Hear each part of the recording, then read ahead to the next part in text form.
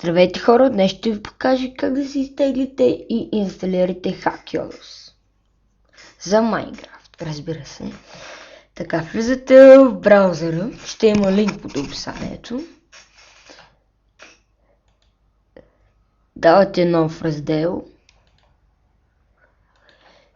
и поставяте линкът, който ще го има в описанието, вече казах. Тук ще чакате 5 секунди и ви излиза Skip Ad, но аз няма да го натискам, защото автоматично започва да ви се тегли хакът. Идва ето тук и ви изтеглям. След това го слагате на десктопа. Ето аз съм го сложил моя.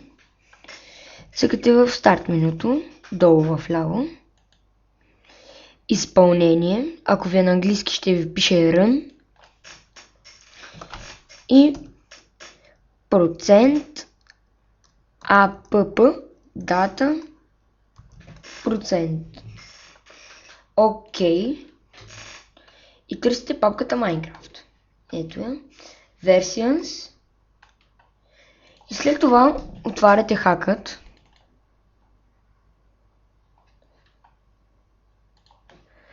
YOLOS 01. И тази папка я слагате в Versions. Това беше от мен, приятели. Дано съм ви помогнал. Харесвайте, коментирайте и се абонирайте за канала ми. Очаквайте и други уроци.